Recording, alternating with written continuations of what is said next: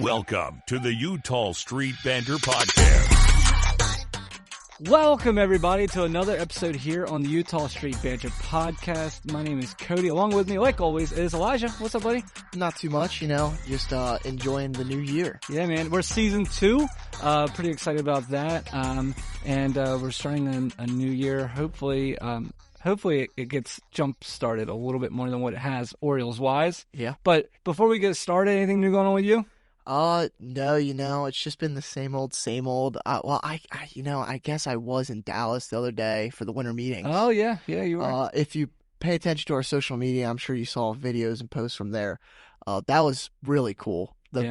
It's really cool because I'm trying to be in sports media as my career, so it was cool for that aspect. And just as a fan of the game and of people, it was really fun. Yeah. Ran into a lot of cool people. Saw Adam Jones, Buck Showalter, Nelson Cruz. Right. And then also had some cool career opportunities and stuff that I got into. So shout out to Michael Mark Antonini. I know he follows our stuff now, but he's really cool. He got me in contact with some people too. So awesome. Yeah, it was a really great experience. Met some new people and stuff. That's huge. Yeah, really cool. And you made enough money to get us this new studio here. Yeah. No, actually, we bought a building. No, not true. We're just being that we're finally together. It's one of those things where we were able to kind of make sure we could make it look nice for today, and use this use this little area here. But anyway, so I mean, the biggest thing that's happened since we've been gone is Christmas. That's a pretty big thing, and New Year's and everything. It's 2025, but Orioles wise, not as much as we wish we could talk about, to be honest with you. No. A lot that we could talk about for other teams. Oh yeah, like if you're a Yankees fan or a Dodgers fan, you're probably really happy right now. Imagine being a Diamondbacks fan. You just got Corbin Burns. Yeah, we know how you feel, Diamondbacks fan. We were there. Remember, this is about almost this time last year is when it happened for us, and that was a great day. Yeah, I remember that. Congratulations. But before we get into all the depressing stuff of who we've signed so far, I do have a fun little trivia fact for you here, Cody. All right, what you got? So for Cody and all of our listeners, who was the first Oriole to hit 50 home runs in a season? Ever? Ever Oriole? What, I would know him, I hope, right? Oh, yeah, 100%. Eddie Murray. Yeah. Okay. Much more recent. Chris Davis? Not that recent. Okay. Brady Anderson. There you go. Okay. And then you already said the other name, Chris Davis. They're the only two to have hit 50. Really? Yeah. Another fun fact about Brady Anderson, he was actually the first player in Major League history to hit 50 home runs and steal 50 stolen bases in two different seasons. He didn't do the 50-50 like Shohei, but he had a season of 50 stolen bases and a season of 50 home runs. He was the first to ever do that. That's impressive. Well, what steroids will do for you. Yeah, it's amazing. It's amazing, yeah. Make magic happen with Emily at Blue Crab Travel, your Disney vacation expert.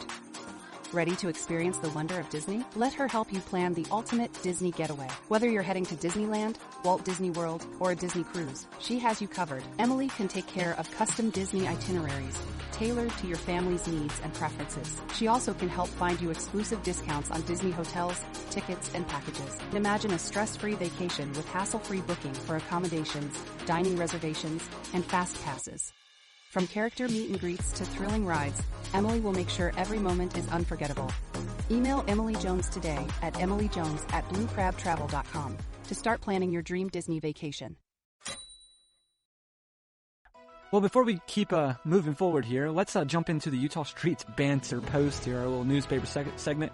We've got a few updates, Elijah, on a few things that we're reading here. So one of the big ones, in my opinion, is that the Orioles, we signed Andrew Kittredge to a 1-year, $10 million contract. Andrew, he was with the Cardinals last season, had a 2.8 ERA. That's through a little bit more than 70 innings. I think this is a massive signing for us. Really good middle relief pitcher. He instantly probably comes, in my opinion, he's probably one of our top-end bullpen pitchers just with this one signing. I think it's a massive signing. It's not a really sexy name like a Tanner Scott, like we've been talking about. But Andrew Kittredge, I think that's huge. Obviously, another big signing we had was Charlie Morton. We signed him. He's a starting pitcher to a 1-year, $15 million contract. The big thing Charlie Morton's known for is he pitched in Game 7 of the World Series for the Astros a few years back. But he's been with the Braves since 2021. Last year, not so great.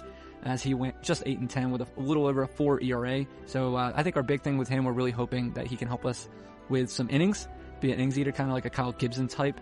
So hopefully he can do that for us. A couple other big things we're reading here is the Orioles avoid arbitration with everyone except for Jorge Mateo. So he's going to have to go in front of a arbitration judge to settle that one. You can learn more about that just through like Rockabaco or somebody like that. That can get really messy as you start to read about arbitration. But it will be settled. It's just if the Orioles win arbitration, then it's going to cost. It's going to be less money for Jorge that he will make this year. If he wins, obviously, then the Orioles are going to have to pay up a little bit. It's not much. I think it's about a $500,000 difference currently. And then the Orioles, they claim relief pitcher. I'm gonna butcher this name, but Ronci Contreras. But he played for the Reds last season. They claim him off waivers from the Reds, and they had to designate somebody for assignment because of this, and they designate Livan Soto for assignment. Contreras is a relief pitcher for the Reds. If you had to compare him, he's very comparable to Soto. Not Livan Soto, but a Gregory Soto type. So maybe not quite at the same level, but same type of pitch arsenal. But it looks like that's it for here in the news bag. So let's continue. We'll move on. So, but that's pretty cool. That's legit. Okay. Now we'll get on to the sad stuff. Well, we don't have to talk about super sad stuff. I mean, we could talk about some things that the Orioles did do. That's true. Or have done, I guess is a better way to say it. One of the big ones is obviously Tyler O'Neill signing. Yeah. And it seemed like last year with the Red Sox, he did pretty well against us. So it seems like that's what we're kind of doing. We're kind of going players that have dominated against the Orioles. Yeah, absolutely. So we went Tyler O'Neill and then Gary Sanchez. Which Gary Sanchez just tormented the Orioles for a few years there. Him and Gleyber Torres, I felt like hit home runs every game. Thank God Gleyber is not in our division anymore. On the Tigers. And then we also got someone who has never played in Baltimore against the Orioles, or in America for that sense, Tomoyuki Sugano. Okay. So he's a Japanese pitcher. And, you can probably relate to him because he's older like you. How old is he? He's 35. Okay, he's older than me. Yeah, not by much. No. But so he's an interesting one. He had a better ERA last season than Roki Sasaki, but he's 35 and can only throw like 92 miles an hour. So that's the downfall of him. But he's a really interesting one. I think he could have a really good season. Yeah. But before we move on, I do want to try to get into some of these the stats for the guys to prove why we did that. So Tyler O'Neill, last season he had his second best OPS. He had an 847 in 113 games with the Red Sox. And really looking at the stats, I actually compared him and Santander. They're not that far off from each other. I know we feel like Tony, which he did have a great season, he was really clutch for us, but the OPS isn't that different. O'Neill had a better batting average. He had less home runs, but it was really similar for just the difference in playing time because O'Neill had about 150 less at bats than Santander, but even he has better exit velo. So basically, take Tony and maybe take away some of his contact and add some more power. Right. And their defense is about the same. They're both bad at defense. I think the biggest thing with O'Neill is that he's right-handed.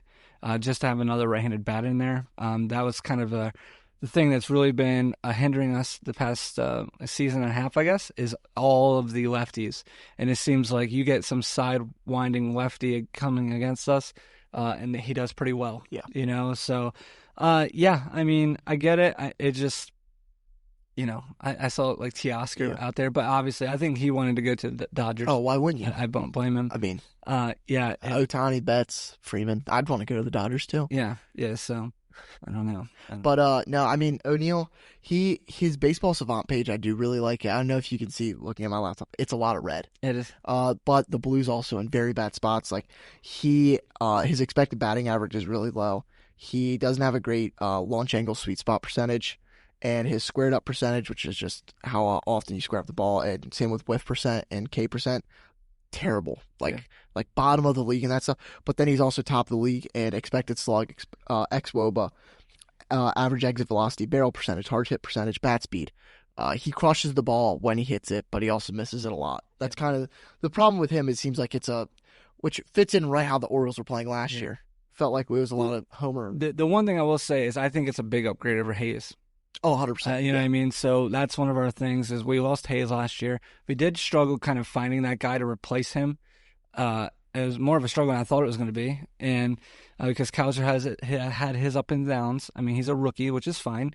Kershaw just couldn't really get off the ground. You know what I mean? So this guy, I think, can be a little. He can play pretty much all three positions and DH. Yeah. So I think that's going to be helpful. So that's kind of where I'm at. The only thing that worried me a little bit was when you were at the winter meetings, they were interviewing Elias, and they're like, "Why did you bring the wall in?" Because I wanted to sign up. He wanted to sign O'Neill. I mean, you bring the wall in for like a big guy. Yeah. Like, Not Tyler. Not Tyler Like, O'Neill. I'll give it. I mean, and with all the stats I said, when he hits it, it's gonna get over the wall whether it's moved in or not.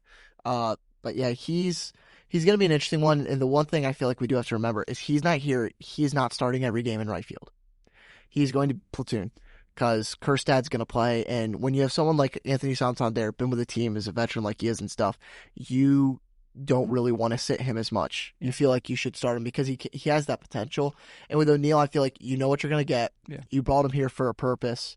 He's going to start a lot of games, but it's kind of eased Kerstad into the lineup. I feel like more. He's been hurt a lot. It feels like every time he gets going, something brings him right back down. And I think it's to try to take some of the pressure off of him so he doesn't have to start in an outfield every single day. Yeah. So anyway, I think Tyler O'Neill is an upgrade in our corner outfield positions for the platoon spot, like for the Austin Hayes type of feel. I also think people are really gonna miss McCann. But I also think Gary Sanchez is a huge upgrade on the offensive side for catching. Defense, I'd say they're a wash. Leadership, I think McCann's way over. I think I wouldn't be surprised. McCann's going to be the guy that like takes over Chirinos' spot on our coaching staff someday. Like, or maybe not. Maybe he's a head coach of a team because that's you just look at him. That's what he is. Has McCann even been signed? I have no idea. No, he's still a free agent. But yeah, so I am excited for Sanchez. Just be prepared. It's going to be kind of like the Adam Jones type-ish, where he's going to hit a bomb or he's going to swing at a pitch that bounces in front of home plate. You know what I mean? So not saying Adam Jones and Gary Sanchez are the same. No, I'm saying approach.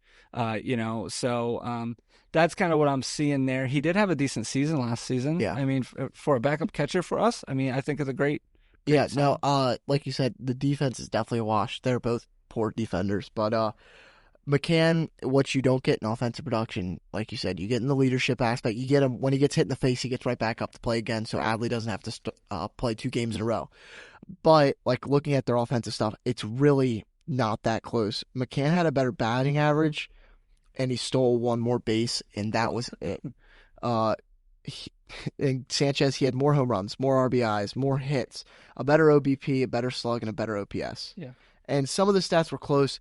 Like McCann still had a better OPS plus, which is surprising, but it was by 1 point. Right. Because they're both below league average hitters. Okay. But it's a backup catcher. You're not expecting someone that's going to be hitting on the level of an Adley Rutschman or a Wilson Contreras or something like that. Right. You want just someone that's going to be steady there day in, day out.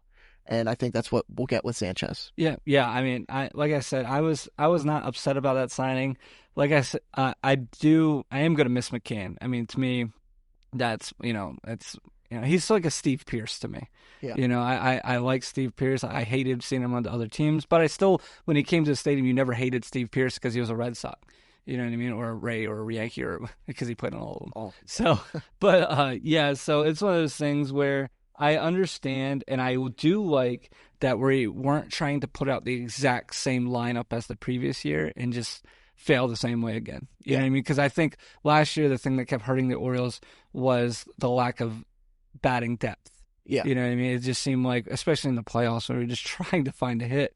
The guy on the bench was just struggling just as much as the guy playing. When Westberg went down, it was really proven that we just didn't have anybody. Yeah. And I think as the young guys get older, that'll help a little bit with that. But like you said, just trying to change something. I mean, it's not changing a lot, but it's something. No, And then the next move, which is definitely changing something, it's wasn't predictable at all. I don't know if anybody even knew he was posted or anything. But so we get Sugano coming from the Giants in Japan, and he put up a 1.67 ERA in 156 and 2/3 innings last year. That's good. Yeah. That's really good. Absolutely. Yeah. I didn't see this coming at all. I actually made sure I went to Rock Kabako's Twitter or X, whatever it's called, just to make sure it was legit. Yeah. Because I was like, I didn't even know that was a thing. Maybe the Orioles are like, oh, Albert Suarez effect. Maybe teams just can't hit the slow old pitchers. But I will say, this guy is pinpoint accurate. He's like the Japanese version of a Greg Maddux type, if you had to compare it. I think, we gave up 2 huge prospects for Rogers last year. We got a guy that on paper looks better than that, and we didn't give up anything, and we didn't really pay much. No. So there's really not a risk here. You know what I mean? I'm really good at spending billionaires' dollars, when I look at the Orioles roster and free agents. But I also am not really worried about the billionaires' dollars when they make a mistake on money. You know what I mean? So that's how I feel about this. I'm excited to have him. I mean, I'll be honest. If I could compare him to anybody, right, I would compare him to one of your favorite pitchers. When Yin Chen came in, he didn't overpower anybody. Like maybe 94, pinpoint accurate, really good breaking ball. Pitched for us, what, 3 seasons? Maybe. Something. Yeah. I mean, so hey, maybe hopefully he's Wing Yin Chen and not Bruce Chen. If you followed the Orioles for a while, Bruce Chen pitched for us for a while, that's in the bad years, like the bad years, like 2002, 2003 years. But yeah. So like I said, I'm excited to see him. Be honest with you. Yeah, it's gonna be interesting because he's not coming here to be the ace. Yeah. Like I said, low expectations. If he is our 5 starter and goes out and can just pitch 5 innings and not give up 5 runs every time, I think that's a win because there's so much unexpected with our rotation right now because we may not sign any more free agents. He might be our only free agent pitcher we get, which if that's the case, that's still awful for us. But when you have someone like at the bottom of your rotation, you have K. Povich, Chase McDermott, Brandon Young, these young guys that, Povich is slightly proven. He was here for a little bit. You just really don't know, though, what to expect with them. And all it takes is an injury, which we saw last year when everyone got hurt, literally, like everyone. Yeah. And we kind of fell apart. We pieced it together for a little bit, but it hurt. And this is the guy that's not going to – I don't think he's going to get hurt. Right. I don't think he's going to – I mean, he's thrown over 100 innings for like 15 seasons. Yeah. He's thrown nearly 2,000 innings and has a 2.45 ERA, yeah. which obviously the leagues are different and the balls are different and stuff, but it's still baseball. Yeah. I think the biggest thing to remember is it's above AAA. Yeah. Yeah, I mean the league difference is. Because if it wasn't, everyone stuck in the minors would just go there. Yeah, right.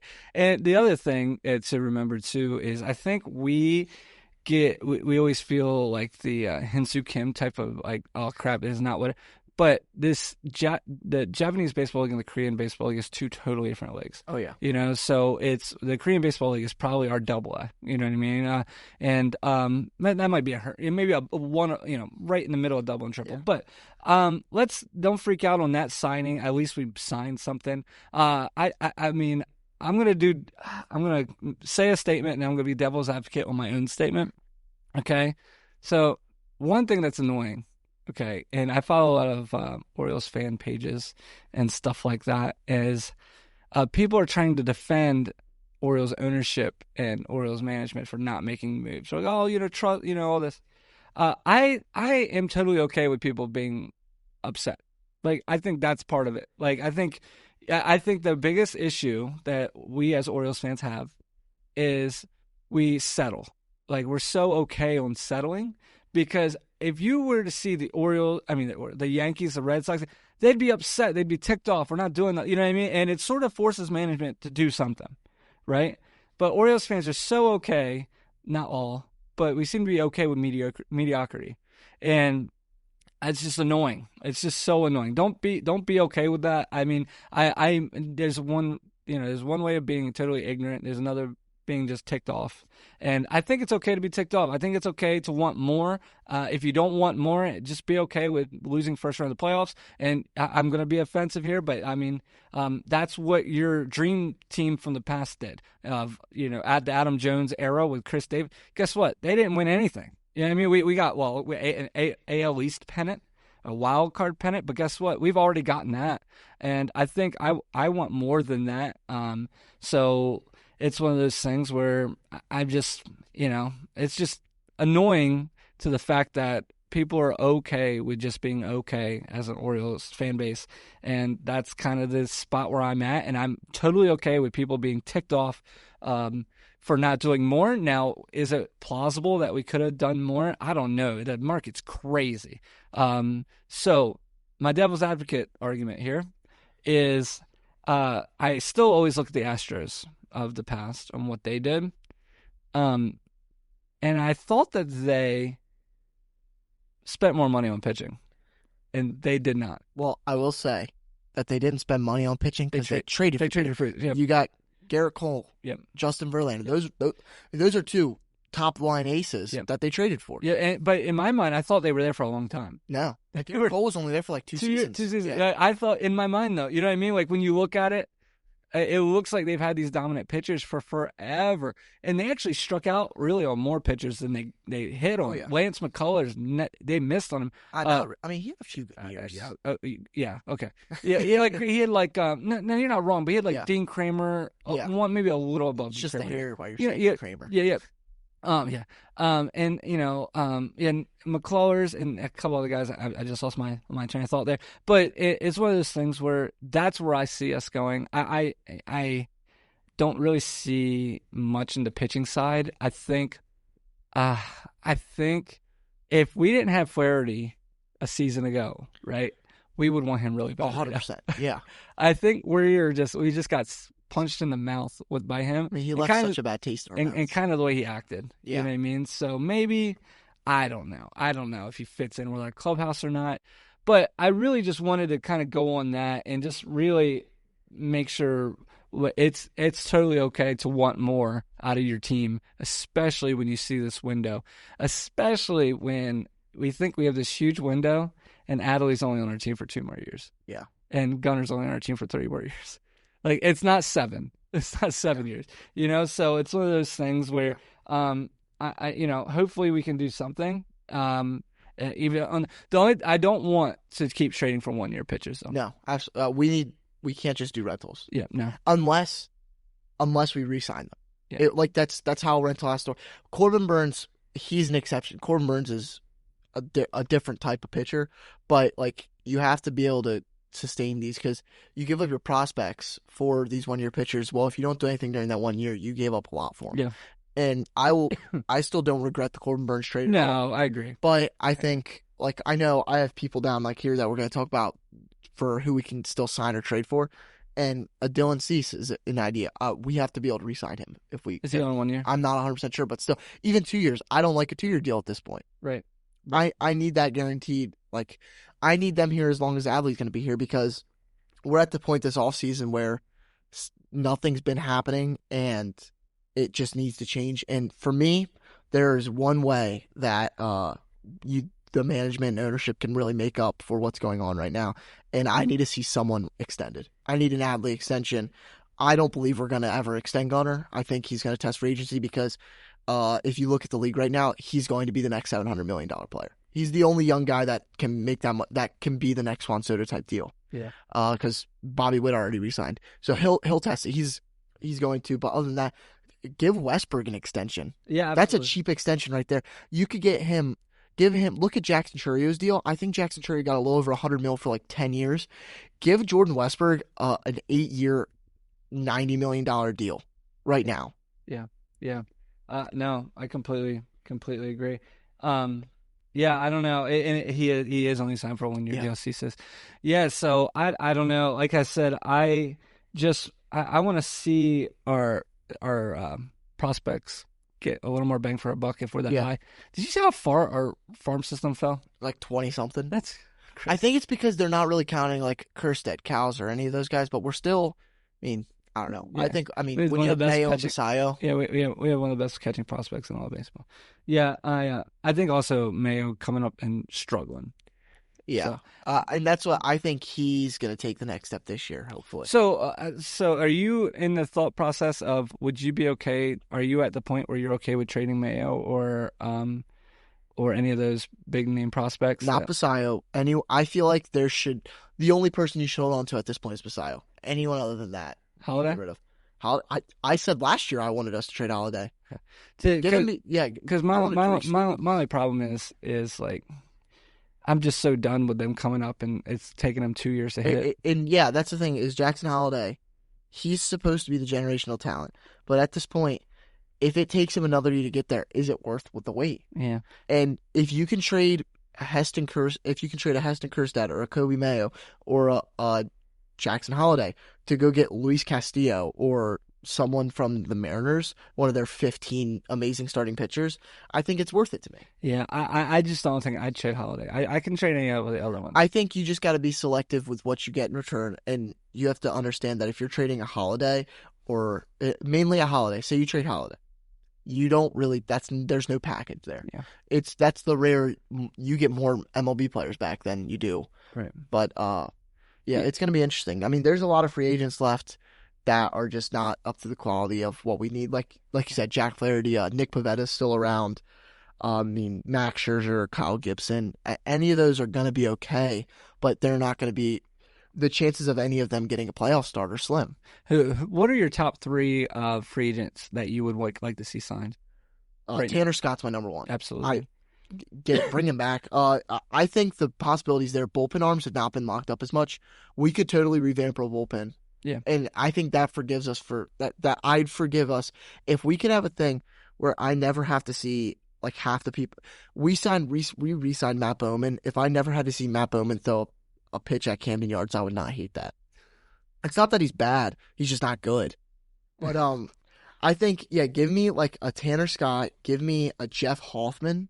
Yeah, he was for the Phillies last year. He was really good.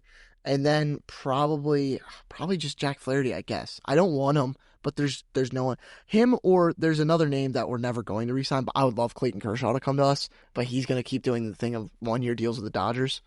Yeah, I think mine would be obviously Tanner Scott's my first one. And then this will never happen because I just don't think the Orioles would do it, is if they wanted to keep doing, I don't know if anybody else realizes they do this every year, there's one big veteran that always comes in, and the Max Scherzer would be really cool. Yeah. I would be shocked. I think if they did a veteran, you know who I think the veteran they bring in is? Nick Pivetta. I think that's the veteran they try to bring in, that the Kyle Gibson-ish look. Yeah. Or we bring in Kyle Gibson. Yeah.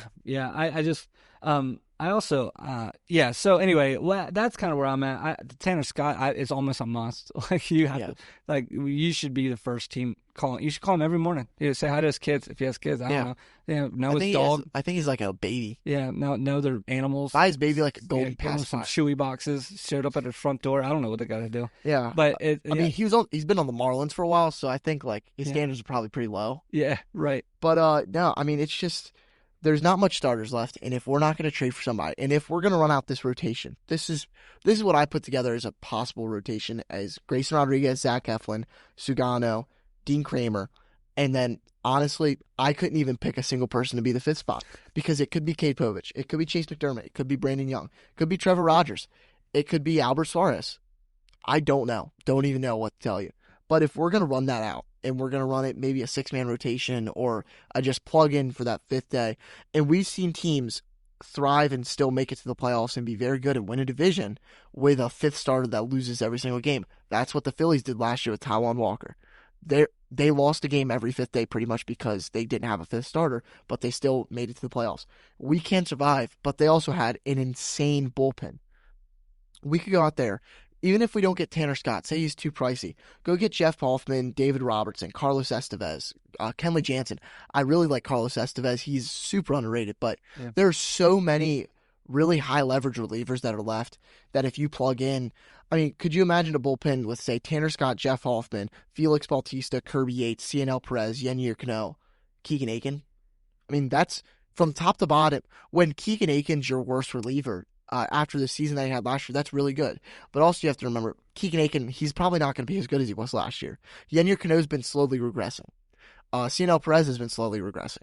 We lost Danny Coulomb. We could re-sign him still. Right. But Jacob Webb's gone. The one good thing is we don't need a closer this year. No, thank God Felix is coming back. Yeah.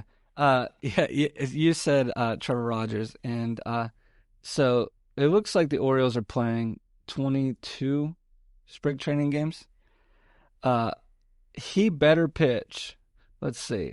There's 1, 2, 3, 4. First 4 weeks, my man better pitch 9 innings a week to prove that he's, you know what I mean? Just he needs to hit. He needs 5-6 good starts. Yeah. I mean, just every Monday and every 4 or 5. Every 4 days you're pitching, dude.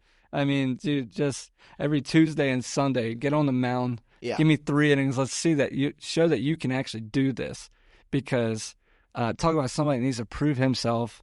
And that's kind of that's man, that's still such a sour taste in my mouth, man. Yeah, Connor Norrie would have been nice to have at the end of the year last year. Wasn't it? Yeah, but I do, I do get it, because I thought, just like everybody, I thought Jackson Holliday was going to step right in. Yeah. And I just... Yeah, they did get rid of his leg kick, Jackson Holliday, so it's going to look a little different. He's had a whole season. They kind of did that at the end of the season. Yeah. So and he was doing better towards the end. And so I'm excited to see a whole offseason of him with this new batting approach. So maybe that'll help a lot. Yeah. And it's gonna be interesting though. But okay, so our hopes are dwindling for the start of the season until something happens. We were in the same spot we are this year that we were last year with the hopes, because of all that. I will say though, is when everybody was cheering because a Rubenstein was walking and giving out hats, that can change real quick. I already don't think that's happening anymore. Everybody's, oh my God, we got an owner that's going to do something, and you go in the off season with all these starting pitchers, nothing, nothing. So that could change real quick. That's going to be eye opening for him, I think, unless something crazy happens. I do think something crazy is going to happen. I do. I have a feeling. I don't know why. I think something. So I think second week of February, something's gonna happen. Sort of like the Burns trade. It can't be as big. I mean, there's nobody. We trade the Diamondbacks for Burns. No, okay. God, that would tick him off, wouldn't it? But yeah, I for some reason I have a feeling. But I'm gonna go back to this. Guys, we have a leader. We have a guy that's going to lead the league for most seasons in MVP votes, I believe, in Gunnar Henderson. I think Adley Rutschman's going to step up and have a much better season. His season was terrible last year. He's going to have a much better season this year. I just believe it. I think Mountcastle, he stays healthy. He's middle of the road. He's top 15 first baseman. I think he's going to be traded. Okay, maybe he is. But okay. We're going to have Westbrook. He's another guy that could easily be top 5 MVP. Yeah. We have Holiday. I believe Holiday is going to be way better. He's going to have a full season, full spring training in Major League Camp. You got Cowser, who knows what his role is now. He's going to be a stud. Mullins, I think he's the only one I'm really nervous about, but he is what it is. He's a speed guy, kind of, and then, so it's our lineup is, I like that we're not even talking about our lineup. No, and that's what, I was thinking about it earlier before we started, and I was telling you, it's like, do we really need anybody? And the only thing I could think of that we could possibly need is just a backup outfielder. Yeah. I saw Harrison Bader as a name, but just someone that can play defense. Cowser can play center field, so can Mullins, but we really only have 4 true outfielders on the team. And you probably want someone that can play, unless they're going to stick with Jorge Mateo, which he's coming back and going to be healthy this year. Huge. Which that's huge. He had a really great season last year for what his role is, because I think everyone's starting to find their roles, and that's what we need. Yeah, I completely agree. I'm just looking at the free agents that are still out there. I don't know. I don't really see any fielders or hitters that really stand out to me. Jose Iglesias has been connected to us in reports lately. That's not going to be a big ordeal, in my opinion. I would take him. That'd be fun. He had a good 2020 with us. Yeah, that's true. It's just we don't need a shortstop. Would you do a Jerkson Profar? I don't think we could pay. He had a great season last year, and he's going to want money. I hear you. Yeah, I'm just running through it. Oh yeah, no, looking, and it's one of those things where. Did I see Dylan Carlson? Dylan Carlson. Dylan Carlson. That could be 26 years old. Wow, he's young. That could be an interesting one, because he could be like a high upside if you tap into something. Yeah, nobody likes this, and I've said this since the beginning. I still like the JD Martinez. I don't care. I know he can't do anything else. He can hit though. I like just he never strikes out ever. Yeah. Like just like in the playoffs, we could have used a ground ball between first and second base.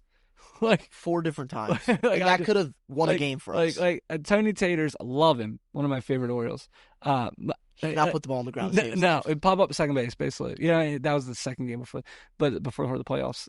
But it's just so anyway. I mean, I'm excited to see what something has to happen. It can't keep staying quiet because I think they feel the people with the pitchforks outside of the warehouse. Yeah, you know what I mean. I think they feel it, but we got to get rid of the mindset of it's okay to not do anything. I just obviously we can only do so much. Just words and just pressure on our new ownership in our front office. I don't know how much it is Rubenstein. I think it's a little bit of Elias who I'm still a huge Elias fan. He got us here. I refuse to just kick him off. The movie 300, they like kick the guy into the hole, but I'm not there. He could leave tomorrow, and I still say his regime was a huge success. Oh yeah. And I just want to see how much farther we can go. The thing that does worry me is he has no experience, and he said this is his words, no experience on re-signing players, and that really worries me. So we'll see how it goes. Like I said, we're back. I mean, we're super excited to be back on another season with everybody. We're going to be pumping out about 2 episodes a month up until spring training, and then we're going to just attack it. And we just appreciate everybody's support, and just make sure, if you would, like and follow us on our socials. We're on Facebook, we're on X, and we're on Twitter. We're trying to get a new website up before the season begins, and make sure subscribe on. We're on Apple Podcasts, we're on Spotify, and you're watching us on YouTube.